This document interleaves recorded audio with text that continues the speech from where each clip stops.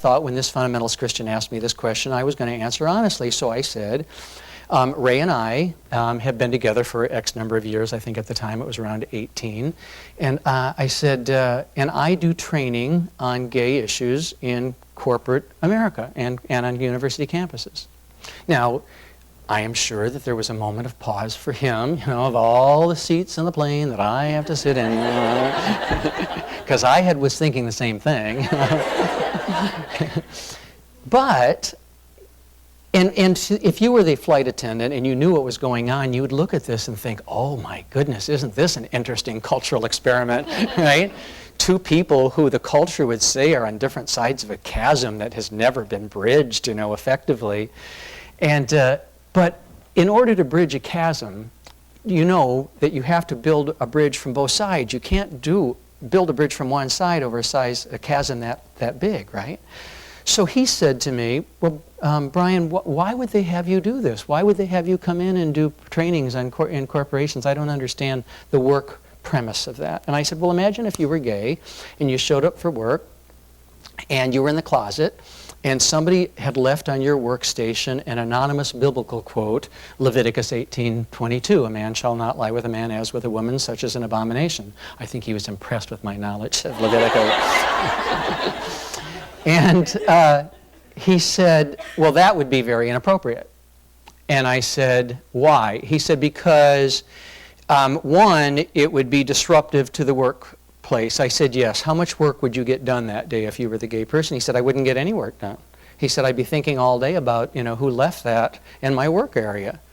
I said, that's exactly why they have me come in, is that most companies have policies that prohibit such behavior, but people generally don't understand the impact of the behavior, so I come in and try to help people understand the impact. He said, well, what do you do in this workshop? And I told him a variety of things that I do. And I said, but I tell people my story. He said, well, why don't you tell me your story? And I said, seriously? He said, yes, I don't know any gay people. He said, my wife and I write checks to groups that oppose people like you, but I don't know anybody who's gay. And he said, now that we're sitting here, why don't we talk? So now I had more time than I have with you. I had, a couple-hour flight with him at that time. So I'm going to give you a Reader's Digest version. I told you middle child of 7. There were 2 secrets I had when I was a kid, if you had been my friends. The one secret that I would have never told you was that I've always known that I had same-sex feelings. This did not occur to me at 18. In fact, my girlfriend, I always had girlfriends, incidentally. I had a girlfriend from kindergarten all the way through my junior year in college. Not the same person, but, I always had girlfriends. And, and all along you said you're going to get married because that's what you did. I mean, any of you near my age remember that almost every show on television was a sitcom about family. You had Leave It to Beaver and Father Knows Best and Ozzie and Harriet. I mean, I know some of you saw some of this on the History Channel, but for me, this was the model that you get married and you have kids, and so it didn't occur to me that wouldn't happen to me unless, of course, I became a priest, which was a far more attractive thing for me. Because the second thing that I wouldn't have told you when we were friends as a child was what I wanted to be when I grew up. Remember when you were a child knowing what you wanted to be? I mean, some of you. I don't know if you became it or not, but I wanted to be a saint. But you don't tell your friends you want to be a saint because they won't play with you anymore. Now, let's have St. Brian to dinner. Won't he be fun? When I say that I wanted to be a saint, I don't mean anything other than I wanted to be God's best friend. I wanted the assurance that when I died, I was going to go straight to heaven and God was going to be very glad to have me back. That was my fantasy. And I was a really good kid. I was one of those very polite, respectful, doesn't swear, goes to Mass every day, to confession every Saturday kids.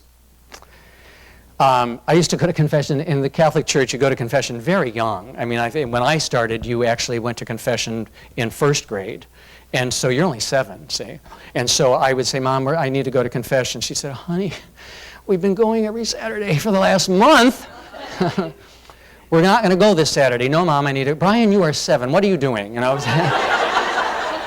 Well, I wasn't doing anything, but I loved to go to confession, because it was a sacrament, and I was there, and I loved the smell of the church with the incense and the candles, and I loved going to the box, and I used to make sins up, and which I got away with for a while until the priest recognized my voice. I said, I missed Mass on Sunday. He said, Brian, I saw you. Oops. I said, well, I lied. Yes, you did, and we'll forgive you for that. Okay. So how does this kid who wants to be a saint, who becomes aware at an early age that he is attracted to men, how do you bring those two things together? Well, initially it's not hard because you have to remember times have changed a lot. The volume on this issue has really gotten intense. When I was a kid, you didn't have preachers on television talking about this issue. There weren't mailings on this issue when I was a kid. This was, the 1950s. So you heard words like fairy, and you could hear homo, but you weren't real clear about what it was, and most of your friends didn't really know what it was. And so I didn't get bombarded at a really early age with the negative stuff, but it started to creep in as I started to go through puberty, and in high school it got pretty intense, especially in an all-boys school. And as I got older, it became clearer to me that marrying my girlfriend from kindergarten or 5th grade or 8th grade was probably going to be difficult, because in order to marry them, you have to have feelings of attraction for them. And I saw all my friends dating, my male friends dating women in high school that they really were enthusiastic about. You'd sit around and listen to them talk. And you could tell the excitement that they had in their voice about the date and what happened at the end of the date, And I knew that I didn't relate to any of it. And I was very self-conscious about that, thinking there was something very wrong with me, and that eventually I would outgrow whatever feelings I had, and I would step into this wonderful camaraderie of shared excitement. My father's sex education for my brother and me was Playboy magazines that he left in our desk. We thought he was hiding his magazines from my mother. So we thought, we'll protect him, right? And I was this very popular kid at 14, a line of kids out my room waiting to see these magazines, right? And I'd watch the boys look at the pictures. And when no one was around, I'd look at the pictures, and think, any minute, something exciting is going to happen. I'm going to get it. But it never happened for me. What I found was that if there were any pictures of men in the magazine, even from a movie, review, that's where my excitement was. But none of my friends talked about that, so it became pretty clear to me that I was different, and that it was a difference I shouldn't tell anybody about. It scared me. I was afraid of it and ashamed of it. When I was and I continued to date. Jody and I dated all the way through high school.